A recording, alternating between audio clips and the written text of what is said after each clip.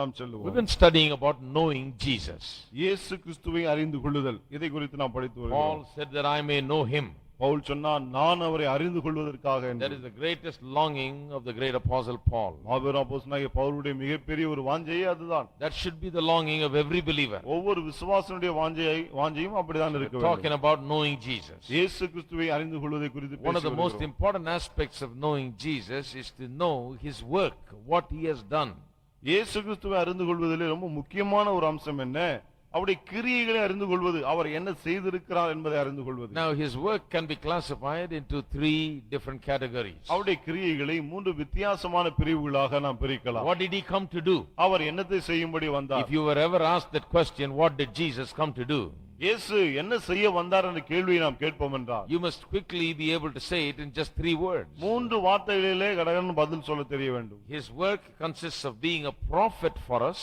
அவர் முதலாவது நமக்கு தீர்க்கதரிசியா இருந்தார். Secondly, his work consists of being a priest for us. இரண்டாவது ஆசாரிய ஊழியத்தை வேலையை செய்தார். Thirdly, being a king for us. மூன்றாவது நமக்கு ராஜாவாக இருந்தார். Prophet to tell us about God because we are completely ignorant of God. நாம் தேவனை பற்றி முற்றிலும் அறியாதவர்களாக இருந்தபடியினாலே தீர்க்கதரிசியா இருந்து தேவனை குறித்து நமக்கு சொன்னார். Teach us and give us the knowledge of God. தேவனை குறித்த அறிவை அவர் நமக்கு போதித்து கொடுக்கிறார். Priest to bring us to God because we were unable to come to God because of our sins. பிறகு ஆசாரியனா இருந்து கொண்டு பாவங்கள் நிமித்தம் தேவனிடத்தில் வர முடியாத நம்மை தேவனிடத்தில் கொண்டு போவார். Offer sacrifices and to be the mediator and to bring us to God. பலிகளை செலுத்தி தேவனண்டையிலே நம்மை கொண்டு வரத்தக்கதான மத்தியஸ்தராய் செயல்படுகிறார். Thirdly, he is our king. மூன்றாவது நம்முடைய ராஜாவா இருக்கிறார். Who brings us from one kingdom, delivers us from one kingdom and brings us into an entirely different kingdom. ராஜாவா இருந்து கொண்டு ஒரு ராஜ்யத்திலிருந்து நம்மை விடுதலையாக்கி வெளியே கொண்டு வந்து முற்றிலும் வித்தியாசமான இன்னொரு ராஜ்யத்துக்குள்ளே கொண்டு செல்கிறார். From the kingdom of darkness into the kingdom of light. இருளின் அதிகாரத்திலிருந்து ஒளியின் ராஜ்யத்துக்குள்ளே கொண்டு போகிறார். We all need the prophet, priest and kingly ministry of Jesus. நம்ம எல்லாருக்குமே இயேசுவுடைய தீர்க்கதரிசி ஊழியம், ஆசாரிய ஊழியம், பிறகு ராஜாவின் ஊழியம் அவசியம். Now I told you we are in a in-depth and detailed teaching here.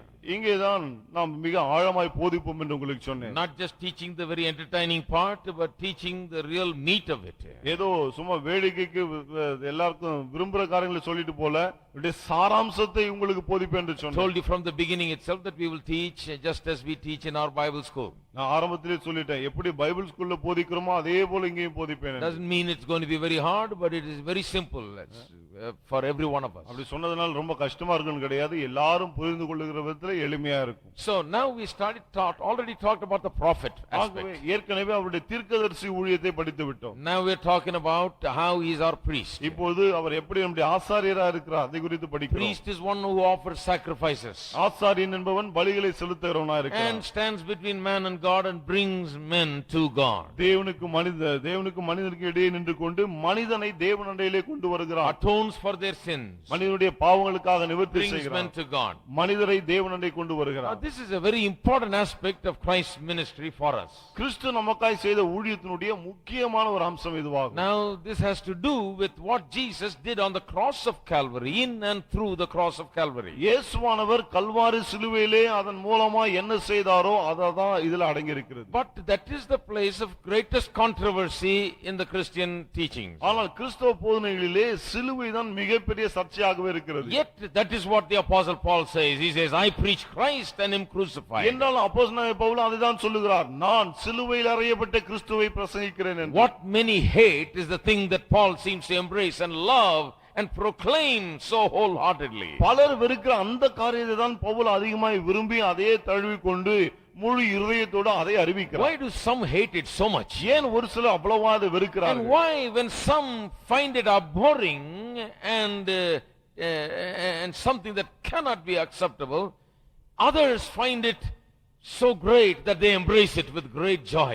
ஏன் ஒரு சிலருக்கு அது அருவருப்பாகவும் ஏற்றுக்கொள்ள கூடாதாகவும் இருக்கிறது, ஒரு சிலருக்கு அவ்வளவு சந்தோஷம் நிறைந்த ஒரு காரியமா இருக்கிறது? They embrace the cross and they say, I preach Christ. இவர்கள் சிலுவை தழுவி கொள்ளுகிறார்கள், நான் கிறிஸ்துவை பிரசங்கிக்கிறேன் என்று சொல்லுகிறார்கள். I preach Christ and him crucified, he says. சிலுவையில் அறையப்பட்ட கிறிஸ்துவை பிரசங்கிக்கிறேன் என்று சொல்லுகிறார். Because that is the very essence of Christian life. ஏனென்றால் கிறிஸ்துவ ஜீவியத்தின் சாராம்சமே அதுதான். Without the cross and the death of Jesus on the cross, nothing could be possible. சிலுவையும் இயேசுவின் சிலுவை மரணமும் இல்லாமல் எதுவுமே சாத்தியமில்லை. But many people interpret the death of Christ on the cross in many ways. ஆனால் பலர் இயேசுவின் சிலுவை மரணத்தை பலவிதமாய் வியாக்கியானம் Some செய்கிறார்கள். just say it's just an example for us how to live and how to be sacrificial and die for a good cause if needs be. என்ன சொல்லுகிறார்கள்?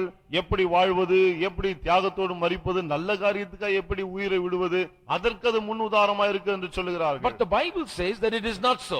ஆனால் வேதம் அது அப்படி அல்ல என்று சொல்லுகிறது. The Bible doesn't say the cross of Christ was just an example for us. கிறிஸ்துவின் சிலுவை நமக்கு ஒரு முன்மாதிரி மட்டும்தான் என்று வேதம் சொல்வதில்லை. The Bible says that the cross of Christ was absolutely necessary to atone for our sins and bring us to God. நம்முடைய பாவங்களை நீக்கி நம்மை தேவனிடத்தில் கொண்டு வருவதற்கு கிறிஸ்துவின் சிலுவை மரணம் அத்தியாவசியமானது என்று வேதம் சொல்லுகிறது. And without the cross men could not come to God. சிலுவை இல்லாமல் மனிதர்கள் தேவனிடம் வர முடியாது. This is the biblical teaching. இதுதான் வேதத்தினுடைய போதனை. The New Testament and the Old Testament consistently teaches the cross, the death of Jesus on the cross, as something that happened for us to take our sin upon himself and to suffer the punishment of our sin. He died there. இயேசுவின் சிலுவை மரணம் நம்முடைய பாவங்களை அவர் சுமந்து நமக்கு பதிலாக சிலுவையிலே மரித்தார் என்பதுதான் பழைய ஏற்பாடு புதிய ஏற்பாடு இரண்டுமே நமக்கு போதிக்கிறது. That is the correct view. அதுதான் சரியான கருத்து. That he died as our substitute. நம்முடைய பதிலாக மரித்தார். And he died taking our punishment. பிறகு நம்முடைய தண்டனையை சுமந்தவராய் மரித்தார். This is called the twin aspects of atonement, the substitutionary and the penal aspects of atonement. பாவ பரிகாரத்திலே இயேசுவானவர் நமக்காக நம்முடைய தண்டனையை சுமந்து மரித்தாரே அது அடங்கி இருக்கிறது. ரெண்டு காரியங்கள். Two aspects. Substitutionary aspect, that he died there in our place, taking our place instead of us. ரெண்டு காரியங்கள் இருக்கு. நமக்கு பதிலாக நம்முடைய பாவங்களை சுமந்து அவர் மரித்தார். And then he died there taking our punishment, suffering for our punishment. அது மட்டுமல்ல நம்முடைய பாவங்களுக்கான தண்டனையும் அவர் அனுபவித்தார். Any teaching that denies these two things about the cross of Calvary is not correct teaching. Kalvari சிலுவை குறித்த இந்த ரெண்டு அம்சங்களை புறக்கணிக்கிற எந்த போதனையானாலும் சரி சரியான போதனை I'm அல்ல. just putting it in the simplest way that I can for you, all of you. பாருங்க எல்லாருக்கும் எவ்வளவு எளிமையா சொல்ல முடியுமோ அவ்வளவு எளிமையா In சொல்லுங்க. the church world you will hear many kinds of things. சபை உலகத்திலே பல்வேறு விதமான காரியங்களை நீங்கள் கேள்விப்படலாம். When you hear Christian teaching that denies the substitutionary and the penal aspects, then it is not Christian teaching.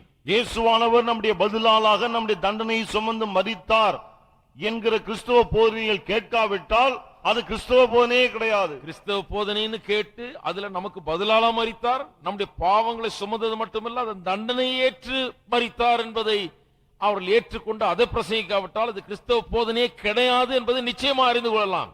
Those two elements quickly you can understand. அந்த ரெண்டு அம்சங்களை சீக்கிரமா புரிந்து கொள்ளலாம். It is not very difficult. அது ரொம்ப கஷ்டமே You கிடையாது. can be very discerning about what you hear and what you read. நீ கேட்ட உடனே படித்த உடனே நீங்கள் பகுத்தறிந்து Is கொள்ளலாம். it talking about our substitute Jesus? இயேசு நம்முடைய பதிலாக மரித்தார் என்று சொல்லுகிறதா? Is it talking about him taking my sin and my punishment? அவருடைய பாவத்தின் தண்டனையை சுமந்தார் என்று சொல்லுகிறதா? Then that is the Bible. அப்படியானால் அதுதான் If வேதத்தின் it போதனை. denies that, it is not the Bible. அதை மறுத்தால் அது வேதமே அல்ல. Now for this has to be built up with all the biblical reasonings behind it. பாருங்க இதை சொல்வதற்காக தான் வேதத்திலுள்ள அனைத்து காரணம் இதற்கு பிறகே நாம் கொண்டு வருகிறோம். You see, biblical teaching is something where you have to apply all your mind with all your heart into it. பாருங்க வேதத்தின் போதனை என்று வரும்போது முழு இருதயத்தோடு முழு மனதோடு நாம் இதிலே செயல்பட வேண்டியதா Some இருக்கிறது. people think that church is a place where you just come and sit there and just watch the birds fly and dogs run and just take in a few words on the go. சிலர் நினைக்கிறாங்க ஆலயத்துக்கு போறதுன்னு சொன்னா போய் உட்கார்ந்தோமா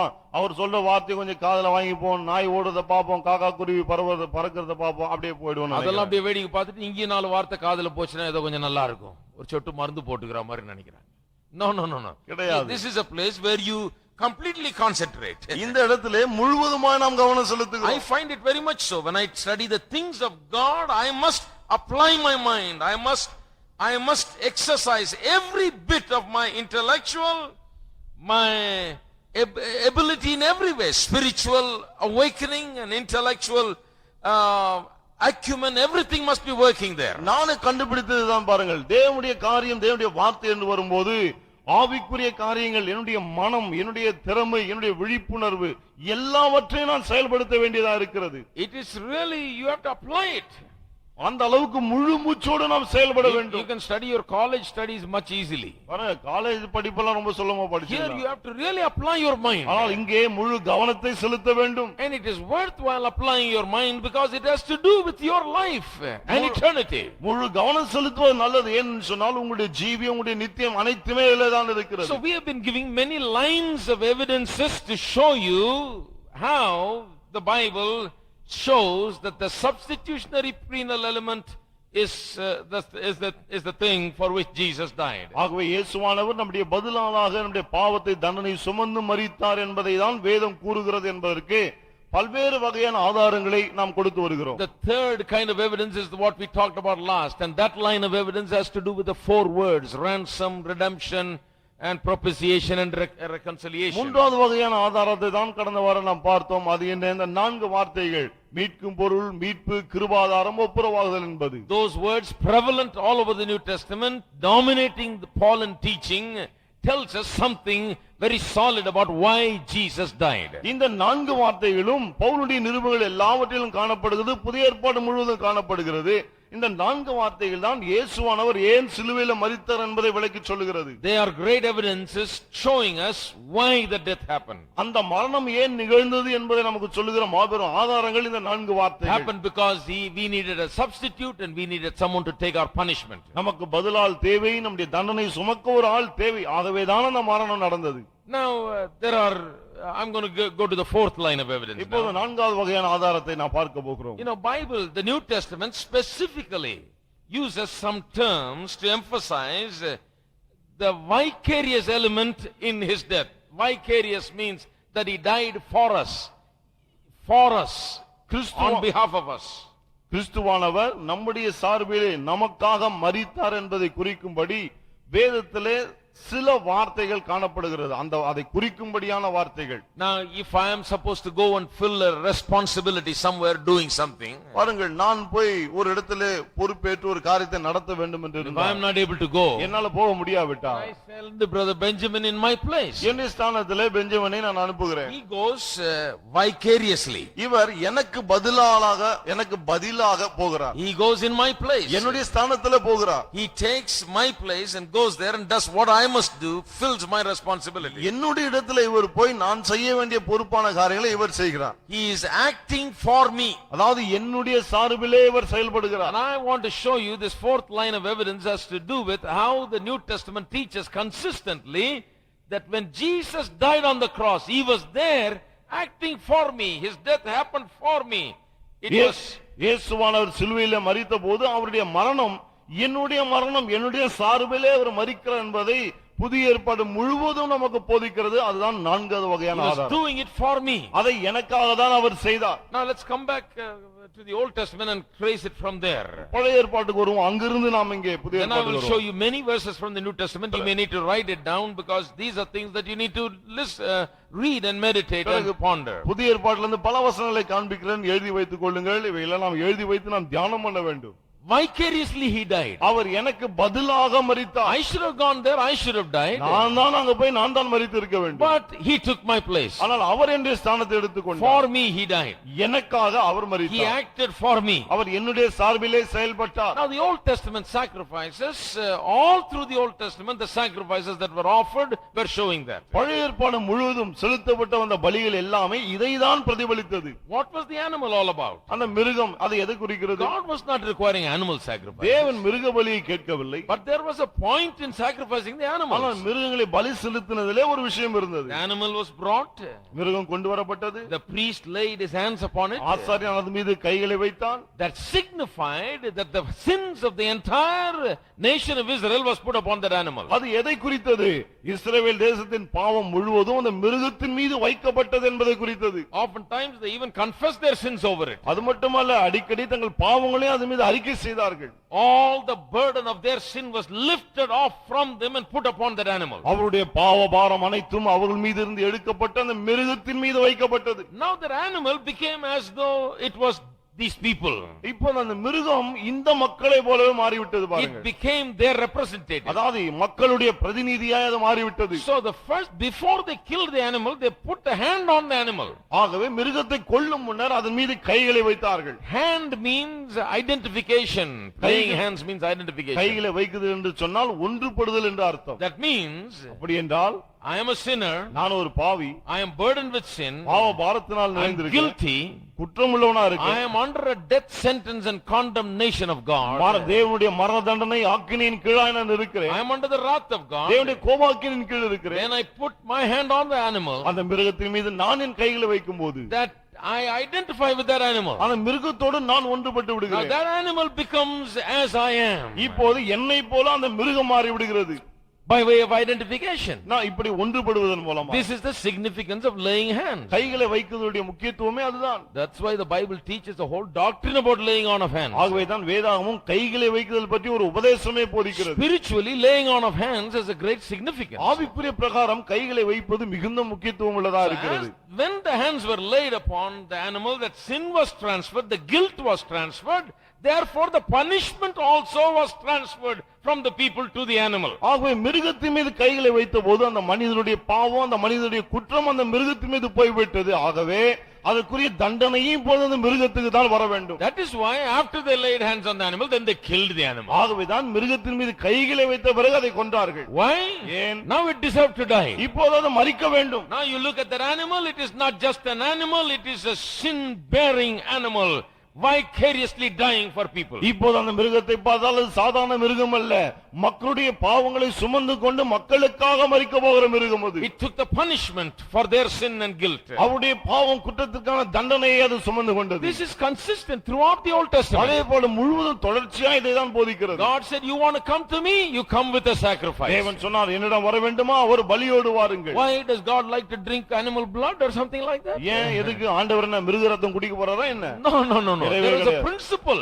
இதுல ஒரு கோட்பாடு இருக்கு. God wants man to recognize, I am a sinner, I must die, I am under the wrath of God, I am under the punishment of God, and I cannot overlook it and come to God. I must be punished for my sins. நான் ஒரு பாவி, நான் தேவனுடைய தண்டனை, தேவனுடைய கோபாக்கினி கீழே இருக்கிறேன், நான் குற்றவாளி, நான் தண்டிக்கப்பட வேண்டும், பலி இல்லாமல் தேவனிடத்தில் வர முடியாது என்பதை மனிதன் உணர்வதற்காக தான் தேவன் அப்படி வைத்தார். All through the Old Testament that was taught. பழைய ஏற்பாடு முழுவதும் அது When he போதிக்கப்பட்டது. brought the animal, he brought it because he is a sinner. He needs someone to die for him and take his punishment, otherwise he cannot come to God. அவன் அந்த பலியை கொண்டு வந்த போது, நான் ஒரு பாவி, எனக்காக இன்னொரு மரிக்க வேண்டும், பாவத்தின் ஒரு சுமக்க வேண்டும் என்பதை உணர்ந்தவனாய் கொண்டு வந்தான். இல்லாவிட்டால் அவன் தேவனிடம் வர The முடியாது. wrath of God is upon me. It has to be lifted and put upon someone else. Only then can God look upon me. தேவனுடைய கோபாக்கினை என் மீது இருக்கிறது, அது என் மீது இருந்து எடுக்கப்பட்டு இன்னொரு மீது வைக்கப்பட வேண்டும். இல்லாவிட்டால் தேவன் என்னை தயவோடு பார்க்க முடியாது. I need a substitute. எனக்கு ஒரு பதிலால் தேவை.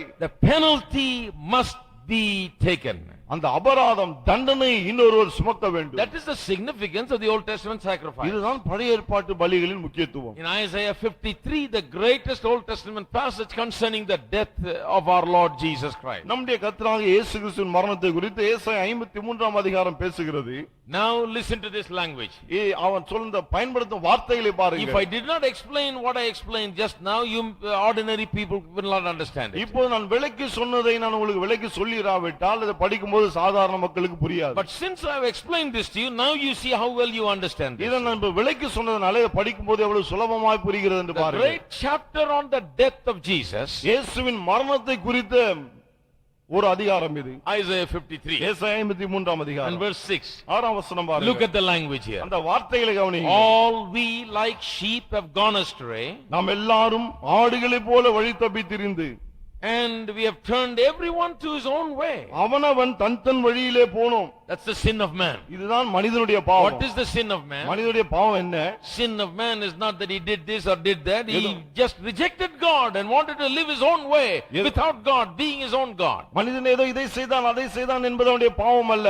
தேவனை நிராகரித்தான். தேவன் வேண்டாம், என் வழியிலே நான் போவேன் என்பதுதான் அவனுடைய பாவம். I want to do what I want to do. எனக்கு இஷ்டமானதை என் மனம் போன போக்கிலே நான் செய்வேன். That's the sin of man. இதுதான் மனிதனின் பாவம். And what happened? என்ன நடந்தது?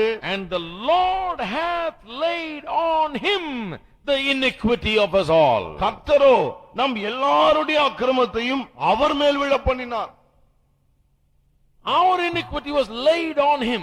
நம்முடைய அக்கிரமம் அவர் மீது வைக்கப்பட்டது. Talking about the death of Jesus, look at the language. பாருங்கள், இயேசுவின் மரணத்தை பற்றி பேசும்போது என்ன வார்த்தைகளை பயன்படுத்துகிறார்? Not talking about some example there. ஏதோ ஒரு முன்மாதிரியான மரணம் சொல்லல. No. கிடையவே கிடையாது. He was taking upon him the iniquity of the entire mankind. மனுவர்க்கம் முழுவதுடைய அக்கிரமத்தையும் அவர் தன் மீது அங்கே சுமந்து கொண்டார். It was placed upon him. அவர் மீது அது வைக்கப்பட்டது. He was burdened with our sin. நம்முடைய பாவ பாரத்தினாலே அவர் He நிறைந்திருந்தார். died just like that sacrificial animal died. அந்த பலியாடு பலி மிருகம் எப்படி மரித்ததோ அதே போல இயேசு மரித்தார். The sacrificial animal carried the sin of people, then it was killed. பலி மிருகம் மக்களுடைய பாவங்களை சுமந்து அதன் பிறகு மரித்தது. In the same way Jesus died. அதே போலதான் இயேசு The மரித்தார். prophet Isaiah, by the inspiration of the Holy Spirit, describes the death of Jesus in this manner. ஏசாயா தீர்க்கதரிசி பரிசுத்த ஆவியின் ஏவுதலினாலே இயேசுவின் மரணத்தை குறித்து இப்படி வர்ணிக்கிறான். Now listen to this in verse 12. 12 வசனத்துல எப்படி வருதுன்னு பாருங்க. It says, therefore will I divide him a portion with the great, and he shall divide the spoil with the strong. 12. Because he hath poured out his soul unto death, and he was numbered with the transgressors, and he bare the sin of many, and made intercession for the transgressors. அவர் தம்முடைய ஆத்துமாவை மரணத்தில் ஊற்றி அக்கிரமக்காரரில் ஒருவராக எண்ணப்பட்டு அநேகருடைய பாவத்தை தாமே சுமந்து அக்கிரமக்காரருக்காக வேண்டிக் கொண்டது நிமித்தம் அநேகர் அவருக்கு பங்காக கொடுப்பேன், பலவான்களை அவர் தமக்கு கொள்ளையாக பங்கிட்டு Why did he die? ஏன் அவர் மரித்தார்? People say to show us his great love. தம்முடைய மாபெரும் அன்பை காண்பிக்க என்று மக்கள் Or to சொல்கிறார்கள். show us the example. முன்மாதிரியை காண்பிக்க என்று சொல்கிறார்கள். all. அவ்வளவுதான். No. கிடையவே The கிடையாது. most important thing in his death is that he bore our sins. அவருடைய மரணத்திலே மிகவும் முக்கியமான காரியம் என்ன? அவர் நம்முடைய பாவங்களை சுமந்தார். He bore the sin of many. அநேகருடைய பாவத்தை அவர் சுமந்தார். That is the reason why he died. அதற்காக தான் அவர் மரித்தார். He bore our sins, and his death was the punishment for our sins. நம்முடைய பாவத்தை அவர் சுமந்தார். அவருடைய மரணம் நம்முடைய பாவத்துக்கு கிடைத்த தண்டனை. Because the soul that sins shall die. ஏனென்றால் பாவம் செய்கிற ஆத்துமா சாகும். The wages of sin is death. பாவத்தின் சம்பளம் மரணம். That is why he died. ஆகவேதான் அவர் That மரித்தார். is why John looked at Jesus, and we see him describing him in John's Gospel 1, chapter 1, verse 29. ஆகவேதான் யோவான் இயேசுவை கண்டபோது 1:29 இப்படி வர்ணிக்கிறான். Behold the Lamb of God that taketh away the sin of the world. இதோ உலகத்தின் பாவங்களை சுமந்து தீர்க்கிற தேவாட்டுக்குட்டி. He is the Lamb. அவர்தான் ஆட்டுக்குட்டி. Oh, he knows it very well. அவனுக்கு அது நல்லா தெரிகிறது. John, a Jew, knows it very well. யோவான் அந்த ஒரு யூதனாய் இருந்தான், அவனுக்கு நன்றாய் Why do தெரிகிறது. you need a lamb? ஏன் ஒரு ஆட்டுக்குட்டி Why தேவை? does a lamb die? ஏன் ஒரு ஆட்டுக்குட்டி மரிக்க Why வேண்டும்? did they kill a lamb? ஏன் ஒரு ஆட்டுக்குட்டியை கொன்றார்கள்? Any Jew with any kind of understanding about the significance of these things knows why a lamb was killed. இந்த காரியங்களின் முக்கியத்துவத்தை அறிந்த எந்த யூதனாலும் தெரியும், அவனுக்கு தெரியும் ஏன் ஆட்டுக்குட்டி கொல்லப்பட்டது என்று. He looked at Jesus. இயேசுவை நோக்கி He said, பார்த்தான். behold the Lamb of அவன் God சொன்னான், இதோ தேவாட்டுக்குட்டி, that taketh away the sin of the world. உலகத்தின் பாவத்தை சுமந்து இருக்கிறவர். Jesus didn't die just as an example. He died there as our substitute, taking our punishment. இயேசுவானவர் மாதிரியாக மரிக்கவில்லை, நம்முடைய பாவத்தை சுமந்து நம்முடைய பதிலாக தண்டனையை சுமந்து மரித்தார். Paul describes in 2 Corinthians 5:21. 2 கொரிந்தியர் 5:21 பவுல் அதை வர்ணிக்கிறார். God made him to be sin for us who knew no sin, that we might be made the righteousness of God. நாம் தேவனுடைய நீதியாகும்படிக்கு பாவம் அறியாத அவரை தேவன் பாவமாக்கினார். What happened on the cross? சிலுவையில் என்ன நடந்தது? God made him to be sin. தேவன் அவரை பாவம் ஆக்கினார். He never sinned. அவர் பாவம் செய்யவில்லை. But God laid our sins upon ஆனால் him. நம்முடைய பாவங்களை தேவன் அவர் மீது வைத்தார். That is what 2 Corinthians 5:21 2 says. கொரிந்தியர் 5:21 அதை தான் He சொல்லுகிறது. never sinned. The sinless one was made to be sin. அவர் பாவம் செய்யவில்லை, பாவமற்றவர் பாவம் ஆக்கப்பட்டார். Sin was placed upon him. பாவம் அவர் மீது வைக்கப்பட்டது. He had no sin. He bore our sin. அவரிலே பாவம் இல்லை, நம்முடைய பாவங்களை தான் அவர் சுமந்தார். He didn't have to die, yet he died because of our sins punishment. அவர் மரிக்க வேண்டிய அவசியம் இல்லை என்றாலும் நம்முடைய பாவத்தின் தண்டனையாக அவர் மரித்தார். And Galatians chapter 3 is a place where Paul explains it even more beautifully. கலாத்தியர் 3ஆம் அதிகாரத்தில் இதை இன்னும் அழகாய் பவுல் வர்ணிக்கிறார். In verse 13. 13ஆம் வசனம். It says, Christ has redeemed us from the curse of the law, being made a curse for us, for it is written, cursed is everyone that hangeth on a மரத்தில் tree. தூக்கப்பட்ட எவனும் சபிக்கப்பட்டு என்று எழுதியிருக்கிறபடி கிறிஸ்து நமக்காக சாபமாகி நியாயப்பிரமாணத்தின் சாபத்துக்கு நம்மை நீங்களாக்கி மீட்டுக் The கொண்டார். language gets very explicit here where Paul says that he died bearing the curse of our sins. இங்க ரொம்ப தெளிவா சொல்றாரு பாருங்க, நம்முடைய பாவ சாபங்களை சுமந்தவராய் அவர் மரித்தார். It was our curse. அது நம்முடைய சாபம். He is not a cursed person. அவர் சபிக்கப்பட்டவர் அல்ல, He is a blessed person, my our friend. பாக்கியமானவர். Our But we were cursed. ஆனால் நாம் தான் சபிக்கப்பட்டவர். He took our curse. அவர் நம்முடைய பாவ சாபங்களை சுமந்தார். That is how he died. அப்படிதான் அவர் மரித்தார். Hanging on a tree. ஒரு மரத்திலே தொங்கினார். His death on that Calvary's tree was a death where he died for us, taking our curse. Kalvari சிலுவையில் அவர் மரித்தாரே, அது நம்முடைய மரணம். நம்முடைய மரணத்தை சாபத்தை சுமந்து அவர் மரித்தார். The author of the book of Hebrews in chapter 9 and verse 28. எபிரேயர் ஆசிரியர் 9:28 சொல்லுகிறார். He says it yet one more time. இன்னும் ஒரு முறை அதை சொல்றாரு பாருங்க. Now I give you so many verses so that you know that it is the consistent teaching of the New Testament. ஏன் இவ்வளவு வசனங்களை கொடுக்கிறேன்னு சொன்னா, புதிய ஏற்பாடு தொடர்ச்சியா இதைதான் போதிக்கிறது என்று காண்பிக்க இப்படி கொடுக்கிறேன். Any doctrine must be taught in that manner, that it is taught in every book or it is prevalent everywhere in the Old Testament and the New Testament. Paul, Peter, James, John, everybody is teaching it. That's the way we must teach doctrine. எந்த உபதேசமா இருந்தாலும் அது பழைய ஏற்பாட்டிலும் சரி புதிய ஏற்பாட்டிலும் சரி அல்லது எந்த ஆசிரியராலும் சரி, பவுலோ, பேதுரு, யோவான எல்லாருமே ஒரே மாதிரியே அதை குறித்து சொல்ல வேண்டும். எந்த உபதேசத்தை போதித்தாலும் அது பழைய ஏற்பாட்டிலும் இருக்குது, புதிய ஏற்பாட்டிலும் இருக்குது. பவுலும் சொல்றாரு, யோவானும் சொல்றாரு, பேதுரும் சொல்றாரு, யாக்கோபும் சொல்றாரு.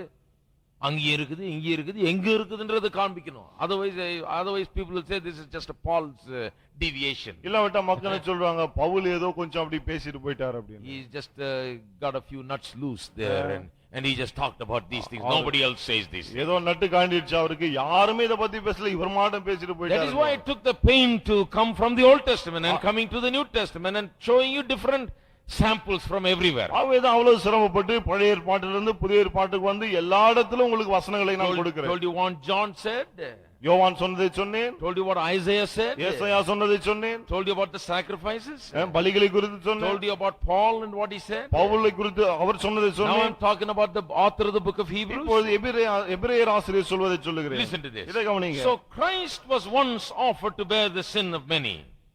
கிறிஸ்துவும் அநேகருடைய பாவங்களை சுமந்து தீர்க்கும்படிக்கு ஒரே தரம் பலியிடப்பட்டு. Christ was offered to bear the sins of many. கிறிஸ்துவும் அநேகருடைய பாவங்களை சுமந்து தீர்க்கும்படிக்கு ஒரே தரம் பலியிடப்பட்டார். His death was an offering just as much as an animal would be offered. He was offered. அவருடைய மரணம் எப்படி ஒரு மிருகம் பலியிடப்பட்டதோ அதே போலதான் இருந்தது. It was an offering. அது ஒரு பலி. It was a sacrifice. அது ஒரு பலியா இருந்தது. Upon the altar of the cross. சிலுவை என்னும் பலிபீடத்தின் மீது. And he bare the sin of many as he was offered. அவர் அங்கே பலியிடப்பட்ட போது அநேகருடைய பாவங்களை சுமந்தார். That is the description of his death. அவருடைய மரணத்தை குறித்த வர்ணனை இதுதான். But we should not leave out Peter here. ஆனா பேதுருவை நம்ம விட்டுற கூடாது பாருங்க. So let's go to Peter. அவர் பேதுருவுக்கும் போவோம். 1 Peter chapter 2. 1 பேதுரு 2ஆம் அதிகாரம் verse 24. 24ஆம் வசனம். Who his own self bare our sins in his own body, that we being dead to sin should live unto righteousness, by whose stripes we were healed. நாம் பாவங்களுக்கு செத்து நீதிக்கு பிழைத்திருக்கும்படிக்கு அவர் தாமே தமது சரீரத்திலே நம்முடைய பாவங்களை சிலுவின் மேல் சுமந்தார், அவருடைய தழும்புகளால் குணமானீர்கள். Astounding description. அவ்வளவு ஆச்சரியமா இருக்கு பாருங்க அந்த வர்ணனை. His own self bare our sins on his body on the tree. அவர் தமது சரீரத்திலே நம்முடைய பாவங்களை சிலுவையின் மேல் சுமந்தார். You can't expect any more than that. இதை விட விலைக்கு சொல்ல முடியாது பாருங்க. All of them cannot be confused at the same time. எல்லாரும் ஒரே நேரத்துல குழம்பி போயிட்டாங்க சொல்ல முடியாது. Peter, John, Paul, யோவான், Isaiah, ஏசாயா, everybody is not confused at one and the same time. எல்லாரும் ஒரே நேரத்துல குழம்பிட்டாங்கன்னு சொல்ல They are all முடியாது. saying the same thing. எல்லாரும் அதே காரியத்தை What happened சொல்லுகிறார்கள். on that Calvary's tree? Kalvari சிலுவையிலே என்ன நடந்தது? Why does Paul say, I preach Christ crucified? Pavul ஏன் நான் சிலுவையில் அறையப்பட்ட கிறிஸ்துவை பிரசங்கிக்கிறேன் Why என்று does சொல்கிறார்? Paul say the Jews require a scene, the Greeks seek for wisdom, but we preach Christ and him crucified. யூதர்கள் அடையாளத்தை தேடுகிறார்கள், கிரேக்கர் ஞானத்தை தேடுகிறார்கள், நாங்களோ சிலுவையில் அறையப்பட்ட கிறிஸ்துவை பிரசங்கிக்கிறோம் என்று ஏன் பவுல் சொல்லுகிறார்? Why does he say, I don't want to know anything among you except Christ and him crucified? சிலுவையில் அறையப்பட்ட கிறிஸ்துவை அன்றி வேறு எதையும் நீங்கள் அறியாதிருக்க தீர்மானித்தேன் என்று ஏன் சொல்ல வேண்டும்? Because that is where the action took place. my ஏனென்றால் friend. அங்கேதான் எல்லாமே நடந்தது. That is the crux, the center point of Christian faith. அதுதான் கிறிஸ்துவ ஜீவியத்தின் மையமா இருக்கிறது. That is where my sins were placed upon him. என்னுடைய பாவங்கள் எல்லாம் அங்குதான் அவர் மீது வைக்கப்பட்டது. He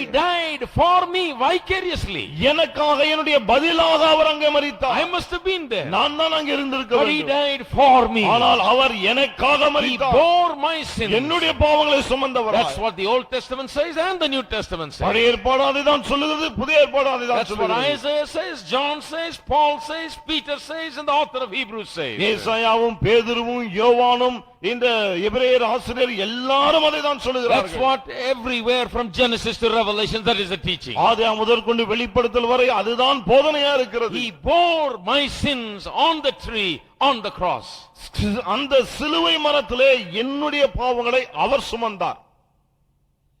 Now, let's get more, even more direct. இன்னும் கொஞ்சம் நேரடியாவே நாம வருவோம். You know this vicarious element in his death, that is that he died becoming like us in our place.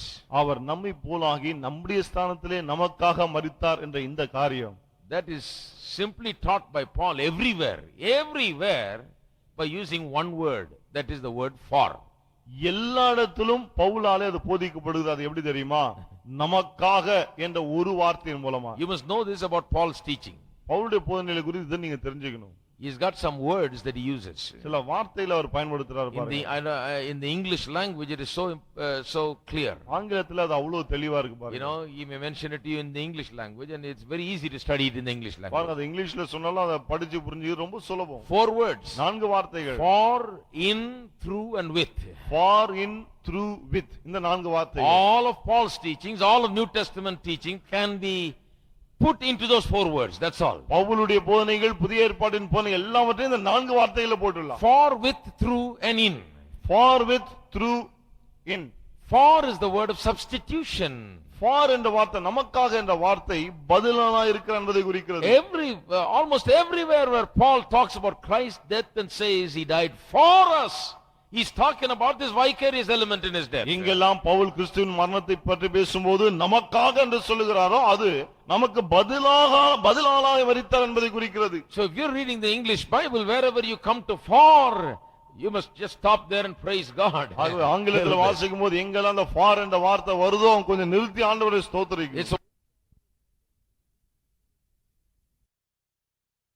Now that word for has 3 shades of meaning. பாருங்க, இந்த ஆங்கிலத்துல for என்ற வார்த்தைக்கு 3 விதமான அர்த்தங்கள் இருக்கிறது. You know, it means on account of.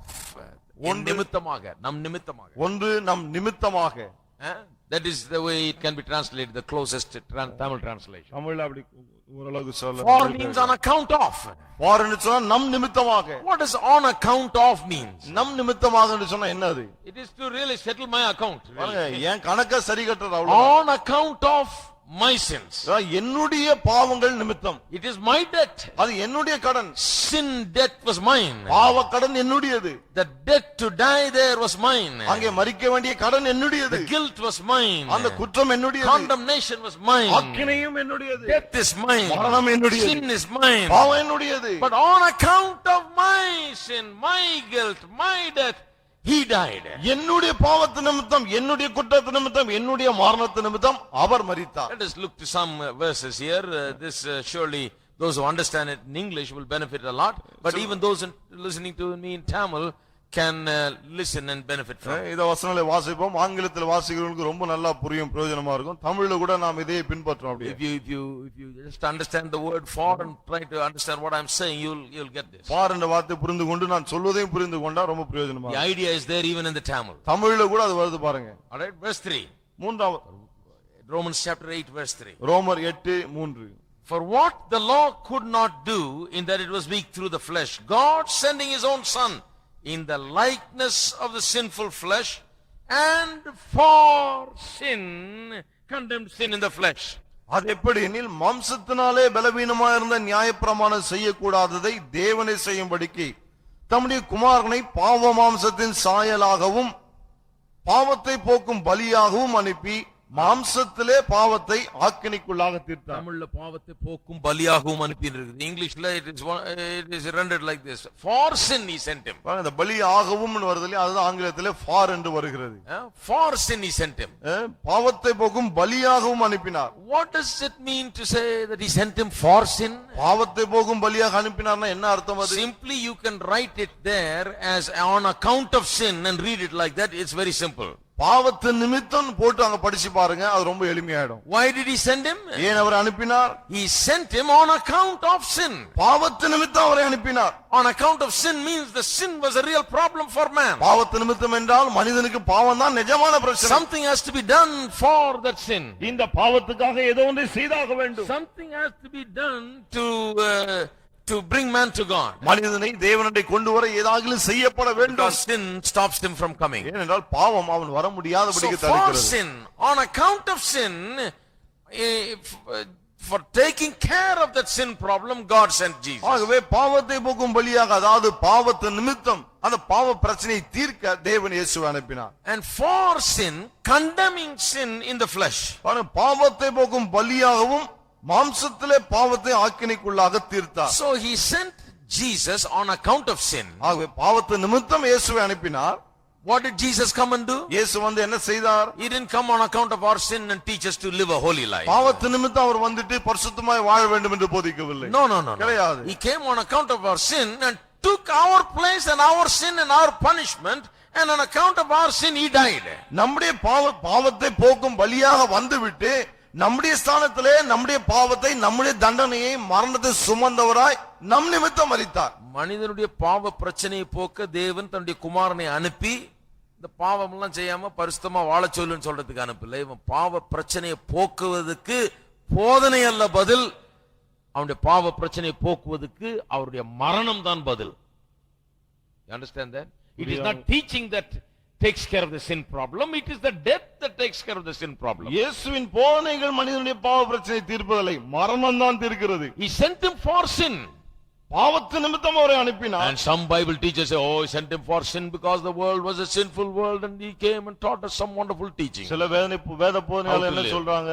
அவர் பாவத்திற்கு அனுப்பினார்னு சொன்னா உலகம் பாவத்தினால இவ்வளவு வேதனைப்படுது, ஆகவே எப்படி வாழ்வது என்று போதிக்கும்படி அவர் வந்தார் அப்படின்றாங்க. No, கிடையாது. You read that verse, it says, இந்த வசனத்தை வாசித்து பாருங்க என்ன சொல்லுகிறது. Sent him for sin, condemned sin in the flesh. பாவத்து நிமித்தம் அவரை அனுப்பி மாம்சத்திலே பாவத்தை ஆக்கினைக்குள்ளாய் தீர்த்தார். Where did he condemn sin? That means condemned means punished sin. Literally it means punished. If you just change the words from the King James to these words, it will be simple. மாம்சத்திலே பாவத்தை ஆக்கினைக்குள்ளாய் தீர்த்தார் சொன்னா பாவத்தை தண்டித்தார் என்று அர்த்தம் பாருங்க. தமிழ்ல கூட தண்டித்தார்னு மாத்து வாசித்தீங்கன்னா தாராளமா வழங்கிடும். ஆக்கினைக்குள்ள தீர்த்தார்னா என்னமோ தாத்தா காலத்துக்கு கதை சொல்ற மாதிரி இருக்கு. தண்டித்தார், அவ்வளவுதான். அதுதான் ஆக்கினைக்குள்ளாக தீர்த்தார். தண்டித்தார், மாம்சத்திலே தண்டித்தார். Where did he punish sin in the flesh? மாம்சத்திலே பாவத்தை எங்கு தண்டித்தார்? On the cross. That is what happened. Kalvari சிலுவையில் அதுதான் நடந்தது. That is the understanding of the great apostle Paul, that on the cross sin was punished in the flesh in Jesus Christ. அப்போஸ்தலனாகிய பவுல் அதைதான் புரிந்து கொண்டார். சிலுவையிலே மாம்சத்திலே பாவம் தண்டிக்கப்பட்டது.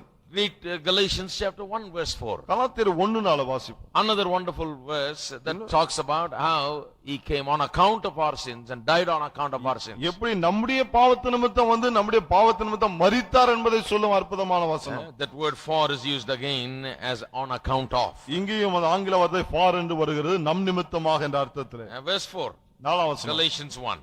கலாத்தியர் 1:4. Who gave himself for our sins, that he might deliver us from this present evil world, according to the will of God and our Father. அவர் நம்மை இப்பொழுது இருக்கிற பொல்லாத பிரபஞ்சத்திலிருந்து விடுவிக்கும்படி நம்முடைய பிதாவாகிய தேவனுடைய சித்தத்தின்படியே நம்முடைய பாவங்களுக்காக தம்மை தாமே ஒப்பு கொடுத்தார். He gave himself for our sin. பாருங்க, நம்முடைய பாவங்களுக்காக, நம்முடைய பாவத்தின் நிமித்தம் என்று சொல்லுகிறார். On account of our sins. நம்முடைய பாவத்தின் நிமித்தம். See, on account of our sins, it was not enough for him to teach us and bless us and show us a nice way. நம்முடைய பாவத்தின் நிமித்தம் சொல்லிட்டு ஏதோ நமக்கு நல்ல போதனைகளை கொடுத்து நல்ல வழிகளை காண்பித்து இப்படி வாழுங்கள் என்று சொல்றதை குறிக்கல. The Bible never, you will never find the Bible teaching that. வேதம் இப்படி போதிப்பதை நீங்கள் பார்க்கவே முடியாது. You will find the modern day scholars teaching that. ஆனால் தற்காலிக ஸ்காலர்ஸ் இப்படி எல்லாம் போதிக்கிறாங்க பாருங்க. But the Bible teaches that he came and he gave himself for our sins. ஆனால் வேதம் சொல்லுகிறது அவர் வந்தார், நம்முடைய பாவங்களுக்காக தம்மை தாமே ஒப்பு கொடுத்தார். Gave himself for our sins. தம்மை தாமே நம்முடைய பாவங்களுக்காக ஒப்பு He கொடுத்தார். didn't come for our sins and teach us. நம்முடைய பாவங்களுக்காக வந்துட்டு நமக்கு அவர் போதிக்கவில்லை. He didn't come for our sins and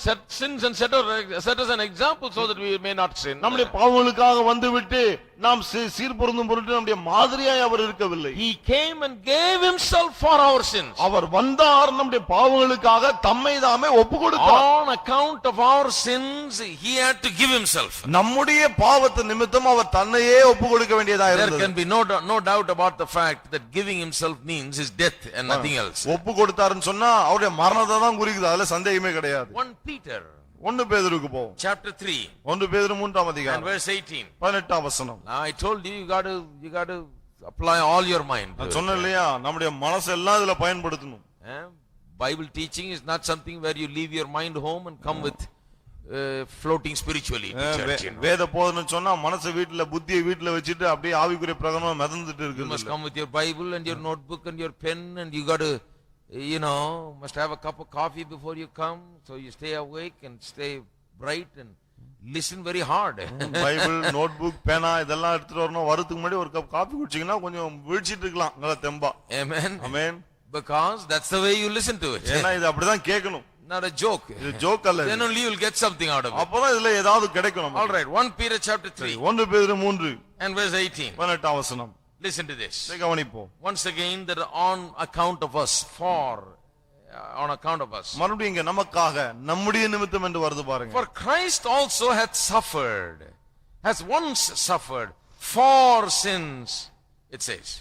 கிறிஸ்துவும் And the just for the unjust, that he might bring us to God, being put to death in the flesh, but quickened by the Spirit. கிறிஸ்துவும் நம்மை தேவனிடத்தில் சேர்க்கும்படி அநீதியுள்ளவர்களுக்கு பதிலாக நீதியுள்ளவராய் பாவங்கள் நிமித்தம் ஒரு தரம் பாடுபட்டார். அவர் மாம்சத்திலே கொலையுண்டு ஆவியிலே உயிர்ப்பிக்கப்பட்டார்.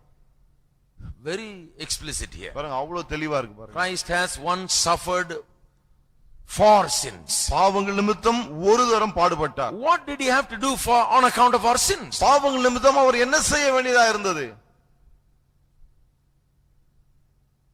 The modern day infidels, the scholars who don't accept the authority of the word of God, teach that all he had to do was just tell us how to live and we could have lived. He didn't have to die. தேவனுடைய வார்த்தையின் அதிகாரத்தை ஏற்றுக்கொள்ளாத இந்த காலத்து வேத போதகர்கள் எல்லாம் அவர் மாதிரியா தான் வந்தார், அவர் மரிக்க வேண்டிய அவசியம் இல்ல, இதெல்லாம் தான் சொல்லிட்டு இருக்காங்க. என் பாவத்துக்காக அவர் இருந்து ஏன் மரிக்கணும்? நான் பாவம் செய்தேன்னா வந்து சொல்லட்டும், சொன்னா நான் சரியா செஞ்சுட்டு போறேன். இவர் என்னத்துக்கு பாவம் சிலுவையில வந்து மரிச்சிட்டு இருக்கணும்னு இவங்க போதிக்கிறாங்க. இந்த நவீன நாகரிக காலத்தின் வழி தப்பி போன பிரசங்கியார்களும் போதகர்களும் சொல்லட்டுமே, நான் தப்பு பண்ணா சொல்லட்டும், நான் சரியா செஞ்சுட்டு போறேன். But the Bible doesn't say that. ஆனால் வேதம் அப்படி சொல்வதில்லை. The Bible says வேதம் சொல்லுகிறது, Christ suffered once and for all for our sins, on account of our sins. நம்முடைய பாவங்கள் நிமித்தம் ஒரு தரம் பாடுபட்டார். Being put to death. அவர் மாம்சத்திலே கொலையுண்டு.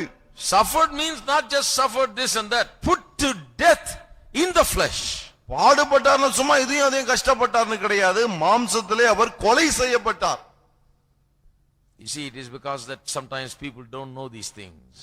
மக்கள் சில சமயங்களில் இதெல்லாம் அறியாதபடினாலதான் they get taken for a ride by these other kinds of doctrines. பல்வேறு விதமான உபதேசங்களை கேட்டு அலசடிப்பட்டு கொண்டிருக்கிறார்கள். 1 Corinthians 15:3 is another reference. 1 கொரிந்தியர் 15:3 அது இன்னொரு வசனம். Paul says, for I delivered unto you first of all that which I also received, how that Christ died for our sins, that is on account of our sins, Pavul சொல்றார், according to the scriptures. நான் அடைந்தது உங்களுக்கு பிரதானமாக ஒப்புவித்தது என்னவென்றால் கிறிஸ்துவானவர் வேத வாக்கியின்படி நமது பாவங்களுக்காக மரித்து, அதாவது நம்முடைய பாவங்கள் நிமித்தம் மரித்து. What did he have to do because of our sins? நம்முடைய பாவங்கள் நிமித்தம் அவர் என்ன செய்ய வேண்டியதா இருந்தது? Died for our sins. நம்முடைய பாவங்களுக்காக மரிக்க வேண்டியதா இருந்தது. And he adds there, according to the scriptures. அது மட்டும் இல்ல, வேத வாக்கியங்களின்படி அதையும் சேர்த்துக்கிறார். Paul, the great man who knows the scripture, says that Christ had to come and die, and that's why he died. வேத வாக்கியங்கள் இருக்கிற பவுல் சொல்றார், கிறிஸ்து நம்முடைய பாவங்களுக்காக மரிக்க வேண்டும் என்று வேத வாக்கியங்கள் சொல்லுகிறது, ஆகவே தான் அவர் மரிக்க வேண்டியதா இருந்தது என்று. What does the scripture teach? வேத வாக்கியங்கள் என்ன போதிக்கிறது? If you come and ask Paul, what does the scripture teach about why Jesus died? பவுலே ஏன் இயேசுவானவர் மரிக்க வேண்டும், அதை குறித்து வேத வாக்கியங்கள் என்ன போதிக்கிறது என்று அவர்கிட்ட நாம கேட்டால், he is not like one of those liberal scholars. அவர் அந்த லிபரல் ஸ்காலர்ஸ் மாதிரி கிடையாது பாருங்க. You know what he will say? அவர் என்ன சொல்வார்? You know what the scripture teaches? வேத வாக்கியம் என்ன போதிக்கிறதுன்னு தெரிய I வேண்டுமா? have mastered the Old Testament. பழைய ஏற்பாட்டை கரைச்சு குடிச்சிருக்கேன் I நான். have thought about it. போதித்திருக்கிறேன். I have examined it. அதை ஆராய்ந்து I have got a பார்த்திருக்கிறேன். revelation of it. அதை குறித்த வெளிப்பாடு உண்டா இருக்கிறது. You know why Christ died? ஏன் கிறிஸ்து மரித்தார் He தெரியுமா? would say Christ died for our sins according to the scriptures. அவர் சொல்வார், கிறிஸ்துவானவர் நம்முடைய பாவங்களுக்காக மரித்தார் வேத வாக்கியங்களின்படி என்று. That is the scriptural teaching. அதுதான் வேதத்தின் போதனை. So for means on account of. ஆகவே நம்முடைய பாவங்களுக்காக என்று சொன்னால் நம்முடைய பாவங்கள் நிமித்தம் என்றார். There is another meaning for that is on behalf of. இந்த ஃபாருக்கு இன்னொரு அர்த்தம் இருக்கு, அது வந்து நமக்காக, அதுதான் இங்க வருது, நமக்காக. On behalf of. நமக்காக. முதல்ல நம் நிமித்தமாக, on account of நம் நிமித்தமாக. On behalf of is நமக்காக. Yeah, on behalf of. இது வந்து நமக்காக. Let me read a couple of verses, then you will see it. சில வசனங்களை வாசிப்போம், அப்போது உங்களுக்கு தெரியும். 2 Corinthians chapter 5. 2 கொரிந்தியர் 5ஆம் அதிகாரம். Let me read to you verse 14. 14ஆம் வசனத்தை நான் வாசிக்கட்டும். And 20 and 21. 14 பிறகு 20 21. For the love of Christ constraineth us, because we thus judge that if one died for all, then we are all dead. கிறிஸ்துவுடைய அன்பு எங்களை நெருக்கி ஏவுகிறது, ஏனென்றால் எல்லாருக்காகவும் ஒருவரே மரித்திருக்க எல்லாரும் மரித்தார்கள் என்றும். He's talking about the death of Jesus. இயேசுவின் மரணத்தை குறித்து பேசுகிறார். If one died for all, என்ன சொல்ல, எல்லாருக்காகவும் ஒருவர் மரித்திருக்க. That's the scriptural teaching. இதுதான் வேதத்தின் போதனை. One died on behalf of everybody. எல்லாருக்காகவும் அல்லது எல்லாருடைய சார்பிலையும் ஒருவர் மரித்தார். One died for all. ஒருத்தர் எல்லாருக்காகவும் மரித்தார். One died on behalf of all. ஒருவர் எல்லாருடைய சார்பிலே மரித்தார். 1 Timothy 1 தீமோத்தேயு chapter 2 2ஆம் அதிகாரம் and verse 5 to 6. 5-6 வசனங்கள். For there is one God and one mediator between God and men, the man Christ Jesus, who gave himself a ransom for all, to be testified in due time. தேவன் ஒருவரே, தேவனுக்கும் மனுஷனுக்கும் மத்தியஸ்தரும் ஒருவரே, எல்லாரையும் மீட்கும் பொருளாக தம்மை ஒப்பு கொடுத்த மனுஷனாகிய கிறிஸ்து இயேசு அவரே இதற்குரிய சாட்சி ஏற்ற காலங்களில் விளங்கி வருகிறது. You see, there is one God. பாருங்க, தேவன் ஒருவரே, one mediator between man and God. தேவனுக்கும் மனிதனுக்கும் மத்தியஸ்தரும் ஒருவரே, the man Christ Jesus. மனுஷனாகிய கிறிஸ்து இயேசு அவரே. Paul gives us the most important aspect of this man Jesus Christ. இந்த மனுஷனாகிய இயேசு கிறிஸ்துவை குறித்த ரொம்ப முக்கியமான அம்சத்தை குறித்து பவுல் இங்கே சொல்கிறார். What is it about him? அவரை குறித்து என்ன அது மேன்மை? Oh, he taught us wonderful sermon on the mount. அற்புதமான மலைப்பிரசங்கத்தை போதித்தார். Oh, he taught us this and said this parable and said that and said this. இத போதிச்சா இந்த உமையை சொன்னார், இத சொன்னார், அத சொன்னார். That is not the greatest thing. அதெல்லாம் மிக பெரிய காரியம் இல்லை. What is it about this man Jesus Christ? இந்த மனுஷனாகிய இயேசு கிறிஸ்துவை குறித்த மேன்மை என்ன? What did this mediator do? இந்த மத்தியஸ்தர் என்ன செய்தார்? Oh, he taught us wonderful things. அற்புதமான காரியங்களை எல்லாம் போதித்தார். Wonderful stories. அற்புதமான கதைகளை சொன்னார். No, கிடையாது. if you ask Paul, he will say, அவளை கேட்டா அவர் சொல்லுவார், there is one mediator between God and man, தேவனுக்கும் மனுஷருக்கும் மத்தியஸ்தரும் ஒருவரே, who gave himself a ransom for all. எல்லாரையும் மீட்கும் பொருளாக தம்மை ஒப்பு கொடுத்த இயேசு அவரே. In other words, who gave himself as ransom on behalf of everybody. எப்படி சொல்றாரு? எல்லாருடைய சார்பிலே அவர் தன்னை தானே மீட்கும் பொருளாக ஒப்பு கொடுத்தார் என்றார். Very simple clear teaching of Paul again and again. Pavul திரும்ப திரும்ப அவ்வளவு எளிமையா அதை போதிக்கிறார் பாருங்க. Now Peter, இப்போ பேதுருக்கு go செல்வோம். to 1 Peter chapter 3 verse 18. 1 பேதுரு 3:18க்கு செல்வோம். And we read it just now. இப்போதான் நாம அதை வாசித்தோம். But look at it one more time. இன்னொரு முறை பார்ப்போம். For Christ also hath once suffered for sins, கிறிஸ்துவும் பாவங்கள் நிமித்தம் ஒரு தரம் பாடுபட்டார், the just for the unjust, that he might bring us to God, being put to death in the flesh, but quickened by the Spirit. கிறிஸ்துவும் நம்மை தேவனிடத்தில் சேர்க்கும்படி அநீதியுள்ளவர்களுக்கு பதிலாக நீதியுள்ளவராய் பாவங்கள் நிமித்தம் ஒரு தரம் பாடுபட்டார், அவர் மாம்சத்திலே கொலையுண்டு ஆவியிலே உயிர்ப்பிக்கப்பட்டார். One suffered for sins. The first for there in that verse in the English language is on account of, and the second for, the just for the unjust, is on behalf of. பாருங்க, பாவங்கள் நிமித்தம் என்று வருகிறதே, அதை முதல்ல பார்த்துட்டு நம்ம இந்த இடத்துல அநீதியுள்ளவர்களுக்கு பதிலாக அந்த வார்த்தை அது தமிழ்ல முதல்ல on behalf of. தமிழ்ல முதலாவது அநீதியுள்ளவர்களுக்கு பதிலாக. Why? ஏன்? So that he must bring us to God. நம்மை தேவனிடத்தில் சேர்ப்பதற்கு. Is there a way to come to God without him dying on our behalf? கிறிஸ்து நம்முடைய சார்பிலே நமக்கு பதிலாக மரிக்காமல் தேவனிடத்தில் வர ஒரு வழி இருக்கிறதா? No way. வழியே கிடையாது. He died on behalf of us so that he might bring us to God. நம்மை தேவனிடத்தில் கொண்டு வர நமது சார்பிலே அவர் மரித்தார். Another, the third way in which the word for is used in the New Testament is the word is that the word means as a substitute of. மூன்றாவது இந்த for என்ற வார்த்தையுடைய அர்த்தம் என்ன? பதிலாக, நமக்கு பதிலாக. That is very strongly expressed in Matthew 20:28. மத்தேயு 20:28ல இது மிகவும் உறுதியாய் சொல்லப்பட்டிருக்கிறது. We all know that verse. இந்த வசனம் எல்லாருக்கும் தெரியும். It says that 20:28, even as the Son of Man came not to be ministered to, but to minister and to give his life as ransom for many.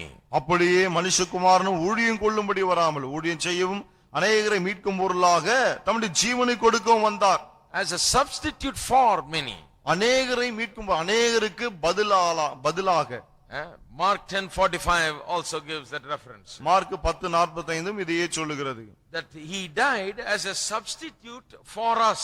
நம்முடைய பதிலாக, நமக்கு பதிலாக அவர் மரித்தார். You see, so we have covered every little aspect. ஆகவே எல்லா சின்ன சின்ன விஷயங்கள நாம படிச்சிட்டோம். He died for us. அவர் நமக்காக மரித்தார். He died vicariously. நமக்கு பதிலாக அவர் மரித்தார். This is the teaching of the entire scriptures. இதுதான் வேத வாக்கியங்கள் எல்லாவற்றுடைய போதனையா இருக்கிறது. Anything else that is contrary to this is wrong. இதற்கு முரண்பாடா இருக்கிற எதுவானாலும் சரி அதெல்லாம் தவறு. It is wrong and seriously wrong because it is against the way of salvation. அது தவறு, பயங்கரமான தவறு. ஏன் என்று சொன்னால் ரட்சிப்பின் வழிக்கு எதிரானதா இது இருக்கிறது. God's way of salvation is this. தேவனுடைய ரட்சிப்பின் வழி இதுதான். That God's son must come. என்னது? தேவனுடைய குமாரன் வர வேண்டும். God's son must save. தேவனுடைய குமாரன் ரட்சிக்க வேண்டும். Not saved by his teaching, போதனையினால் அல்ல, but saved by his death. மரணத்தினாலே. He must take our sin. அவர் நம்முடைய பாவங்களை சுமக்க take வேண்டும். our place. நம்முடைய ஸ்தானத்திலே. and die for us. நமக்காக மரிக்க வேண்டும். on account of us, on behalf of us, as a substitute for us. நமது நிமித்தம், நமக்கு பதிலாக, நம்முடைய பதிலாக. Vicariously he must die. நமக்கு பதிலாக அவர் மரிக்க வேண்டும். He must come and die, otherwise there is nothing, there is no salvation. கட்டாயம் வந்து மரிக்க வேண்டும், இல்லை என்றால் நமக்கு ரட்சிப்பு இல்லை. That is why Romans 8:3 is so important. ஆகவேதான் ரோமர் 8:3 அவ்வளவு முக்கியமான வசனமா இருக்கு. Where Paul says what the law could not do. அங்கே பவுல் சொல்ல பாருங்க, நியாயப்பிரமாணம் செய்யக்கூடாததை. Now if teaching could save us, பாருங்க, போதனைகள் நம்மை ரட்சிக்க முடியும் என்றால், if teaching could save us, போதனைகள் நம்மை ரட்சிக்க முடியும் என்றால், do you know Jesus didn't have to come and teach. There was teaching already in the Old Testament. God himself with his own finger wrote and taught. இயேசு வந்து போதிக்க வேண்டிய அவசியம் இல்லை. ஏன்னு சொன்னால் தேவனே தன்னுடைய சொந்த விரலினாலே எழுதி கொடுத்து போதித்தார். You think you can teach better than that? அதை விட சிறப்பா போதிக்க முடியும் நினைக்கிறீங்களா? He gave the law. அவர்தான் நியாயப்பிரமாணத்தை கொடுத்தார். God spoke. தேவன் பேசினார். God wrote it. தேவன் எழுதினார். The 10 commandments. 10 கற்பனைகள். The law of God is good. தேவனுடைய பிரமாணம் நல்லது. There is no greater teaching than the law. நியாயப்பிரமாணத்தை விட பெரிய போதனை கிடையாது. The law, the 10 commandments, even today in any culture or any society, is the absolute good, my friend. இந்த நியாயப்பிரமாண 10 கற்பனை எந்த நாடு, எந்த கலாச்சாரம் எடுத்துக்கொண்டாலும் எல்லாவற்றுக்கும் ஏற்றதா இருக்கு. See, now they talk about culture a lot. இன்னைக்கு கலாச்சாரத்தை பற்றி நிறைய பேசுறாங்க. Oh, Christianity is your culture, your country. என்ன சொல்றாங்க? கிறிஸ்தவமா அது உங்க கலாச்சாரம், உங்க நாடு. Our culture, our country. எங்க நாடு வேற, எங்க கலாச்சாரம். In our culture this is okay. எங்க கலாச்சாரத்துல இதெல்லாம் சரி. In your culture that's not okay. உங்க கலாச்சாரத்துல அதெல்லாம் சரியில்லை. Your Bible talks about that, but our scriptures don't say that. உங்க வேதம் அத பத்தி பேசுதானா, எங்க வேதங்கள் அத பத்தி பேசல. Your culture and our culture are different. உங்க கலாச்சாரம் எங்க கலாச்சாரம் வித்தியாசமா இருக்கு. I tell you, Bible teachings, God's law supersedes our culture. It is above culture. நான் சொல்றேன் பாருங்க, வேதத்தின் போதனை தேவனுடைய நியாயப்பிரமாணம் எல்லா கலாச்சாரத்துக்கும் மேற்பட்டது. It applies to all culture. Every culture must bow to it. எல்லா கலாச்சாரத்துக்கும் இது பொருந்தும். எல்லா கலாச்சாரமும் இதுக்கு கட்டுப்பட்டு இருக்க வேணும். We can study cultural differences only when it comes to other things. பாருங்க, மற்ற காரியங்கள் வரும்போது அந்த கலாச்சார வித்தியாசத்தை நாம படிக்கலாம். When it comes to the things of God, God's laws are above culture. ஆனால் தேவனுடைய காரியங்கள் வரும்போது தேவனுடைய வார்த்தை எல்லா கலாச்சாரத்துக்கும் மேற்பட்டது. Law is above culture. Christ is above culture. நியாயப்பிரமாணம் கலாச்சாரத்துக்கு மேற்பட்டது, கிறிஸ்துவும் கலாச்சாரத்துக்கு மேற்பட்டது. Christ didn't have to come and teach anything great. கிறிஸ்துவானவர் இதை விட பெரிய காரியங்களை வந்து போதிக்க வேண்டிய அவசியம் இல்லை. Greatest teachings have been given in the Old Testament. மிகப்பெரிய போதனைகள் பழைய ஏற்பாட்டிலே கொடுக்கப்பட்டு விட்டது. What point Paul is making in Romans 8:3 is ரோமர் 8:3 பவுல் என்ன சொல்ல வருகிறார்? the law could not do. நியாயப்பிரமாணத்தினால அதை செய்ய முடியவில்லை. He says what the law could not do, that God did by sending his son. நியாயப்பிரமாணம் செய்யக்கூடாததை தேவன் தம்முடைய குமாரனை அனுப்பி செய்தார் என்று சொல்கிறார். What was the thing that the law could not do? நியாயப்பிரமாணத்தினால என்ன செய்ய முடியவில்லை? The law could not make man good. பிரமாணம் மனிதனை நல்லவனாக்க The முடியவில்லை. law was good, நியாயப்பிரமாணம் நல்லதா but இருந்தது, it could not make man good. ஆனால் அது மனிதனை நல்லவனாக்க முடியவில்லை. Because man was weak in his flesh, the law, he could not obey the law. மனிதன் மாம்சத்திலே பலவீனம் உள்ளவனா இருந்தபடியினாலே நியாயப்பிரமாணத்துக்கு கீழ்ப்படிய முடியவில்லை. That's why Paul says, for what the law could not do, in that it was weak through the flesh. ஆகவேதான் என்ன சொல்கிறார்?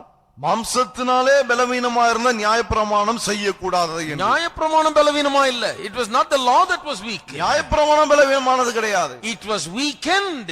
It was unable to do anything for man, because man in his flesh, in his sinfulness, is unable to keep the good law of God and the perfect law of நியாயப்பிரமாணம் God. மனிதனுக்கு எதையும் செய்ய முடியவில்லை. ஏன்னு சொன்னா மனிதன் மாம்சத்திலே பலவீனமா இருந்தான். ஆகவே நல்ல நியாயப்பிரமாணம் சொன்னதை அவனால் நிறைவேற்ற முடியவில்லை. Otherwise he could have taken the 10 commandments and lived by it, and he that lives by it shall be saved. இல்லாவிட்டால் 10 கற்பனைகளை எடுத்து அப்படியே வாழ்ந்திருக்கலாமே, அதன்படி செய்கிறவன் பிழைப்பான்.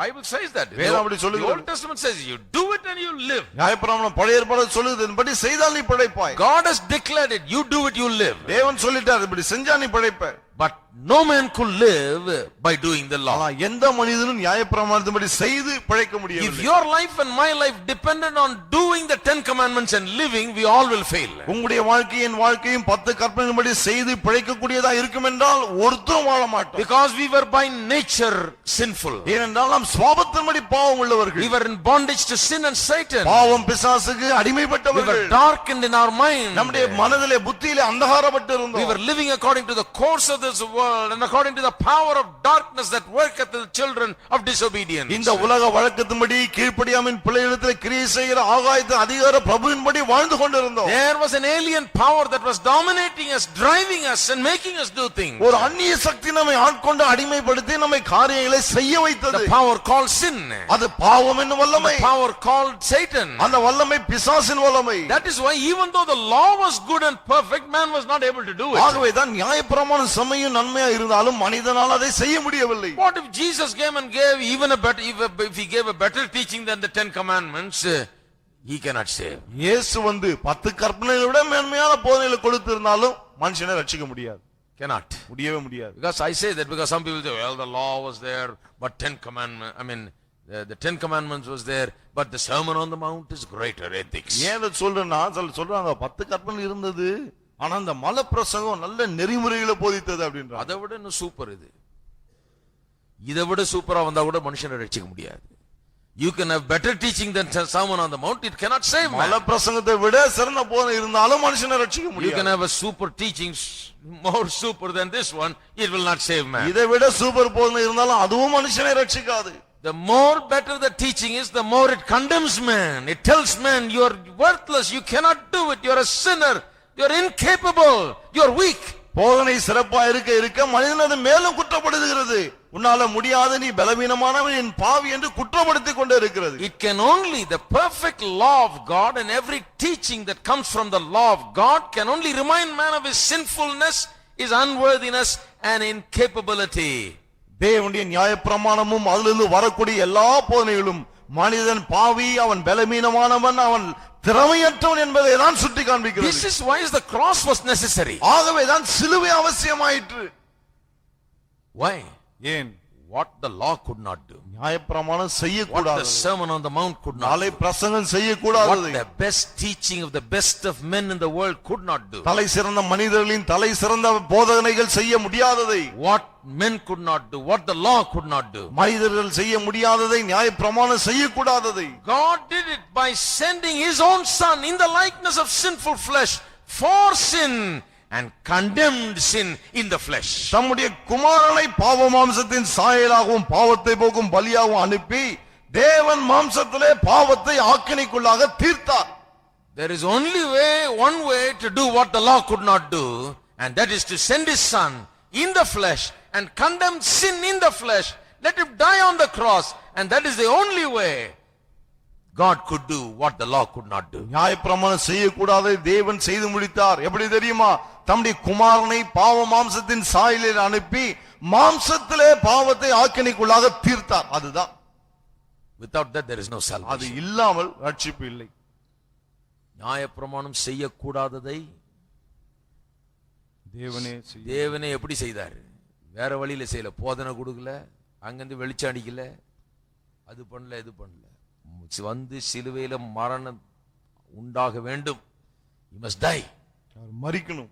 He must take the punishment. தண்டனை எடுத்துக்கணும். Vicariously he must die. பதிலாளாக மரிக்க வேண்டும். Otherwise there is no salvation. இல்லாவிட்டால் ரட்சிப்பே கிடையாது. Well, I'm going to stop right here and then we will continue next week. இங்க நாம் நிறுத்துவோம். அடுத்த வாரம் நாம் தொடருவோம். You see, just think about that. கொஞ்சம் யோசித்து பாருங்கள் இதை. Just think about this great salvation. இந்த மாபெரும் ரட்சிப்பை குறித்து கொஞ்சம் எண்ணி பாருங்கள். Teaching has a place. போதனைக்கு ஒரு இடம் இருக்கிறது. You know where teaching comes? போதனை எங்க வருது தெரியுமா? After a man is saved. ஒரு மனுஷன் ரட்சிக்கப்பட்ட பிறகுதான். பாவியை கொண்டாந்து வச்சு இன்னைக்கெல்லாம் போதிச்சாலும் ஒன்னும் ஆக போறதில்ல. அவன் பாவின்றவர் நீதிமான் ஆயிட போறதில்ல. Sinner cannot become a saint by teaching. போதனையினாலே ஒரு பாவி பரிசுத்தவானாய் மாற முடியாது. Sinner can become a saint only when the blood of Jesus shed on the cross of Calvary can wash him. Kalvari சிலுவையில் சிந்தப்பட்ட இயேசுவின் ரத்தம் பாவியை கழுவும் போதுதான் அவன் பரிசுத்தவானாய் மாற முடியும்.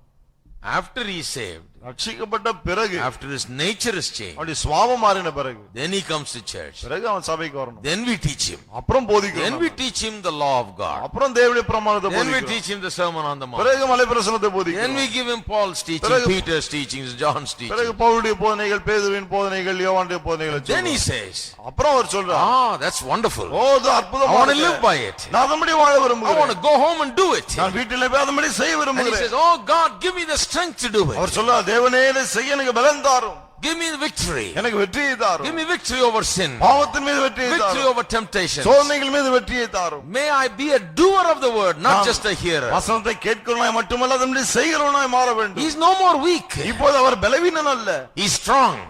பலவானாய் He is in இருக்கிறார். Christ. அவர் கிறிஸ்துவுக்குள் He is இருக்கிறார். able to do what it says. அது என்ன சொல்லுகிறதோ அதை செய்ய அவரால் முடியும். Because he is not under sin and not under Satan's power. ஏனென்றால் இப்போது பாவத்தின் கீழும் இல்ல, பிசாசின் வல்லமையின் கீழும் இல்லை. His eyes are not darkened, mind is not darkened. அவருடைய புத்தி அந்தகாரப்படவில்லை, கண்களும் அந்தகாரப்படவில்லை. He is saved. Our He's in ரட்சிக்கப்பட்டிருக்கிறார். another kingdom. அவர் இன்னொரு ராஜ்யத்தில் He's got a new இருக்கிறார். power புதிய வல்லமை அவருக்கு and a new இருக்கிறது. nature. புதிய சுபாவம் And he is இருக்கிறது. able to do it. ஆகவே அவரால் செய்ய முடியும். That is your condition and my அதுதான் condition. உங்களுடைய நிலைமை, என்னுடைய That நிலைமை. is the Christian's condition. அதுதான் கிறிஸ்தவருடைய நிலைமை. A non-Christian can take Christian's teaching and try to do it. It's going to be impossible. கிறிஸ்தவர் அல்லாதவர் கிறிஸ்துவுடைய போதனை எடுத்து செய்ய பார்த்தாலும் அவரால் முடியாது. This is where Christ's death comes. கிறிஸ்துவின் மரணம் இங்கதான் முக்கியத்துவம் வாய்ந்ததா You got to come to the cross. சிலுவை என்றே வர வேண்டும். At the cross where I first saw the light, we sing. நாம் என்ன பண்றோம்? சிலுவை அண்டையில் நம்பி வந்து நிற்கையில் என்று சொல்லுகிறோம். Burden of my soul rolled away. என்னுடைய பாவ பாரம் எல்லாம் உருண்டு போயிற்று. Amen. Amen. It was there I first saw the light. அங்கேதான் முதல் வெளிச்சத்தை It கண்டேன். was there I received my salvation. அங்கேதான் ரட்சிப்பை It was பெற்றுக்கொண்டேன். there I was delivered. அங்கேதான் விடுவிக்கப்பட்டேன். Have you had that experience? அந்த அனுபவம் உங்களுக்கு உண்டா? If you didn't have that experience, அனுபவம் இல்லை என்றால் then you're not a Christian at all. பிறகு நீங்க கிறிஸ்தவரே கிடையாது. If you had that experience, அந்த அனுபவம் இருந்தா then you are the true Christian. பிறகு நீங்கள் தான் உண்மையான கிறிஸ்தவர். You are under a new power. நீங்கள் புதிய வல்லமையின் கீழாய் You got இருக்கிறபடியா a new future. புதிய எதிர்காலம் இருக்கிறது You உங்களுக்கு. can live for God. உங்களால் தேவனுக்கென்று வாழ முடியும். You can be victorious. வெற்றியாய் வாழ முடியும். Shall we all stand நம்ம together? எல்லாரும் எழுந்து நிற்போமா?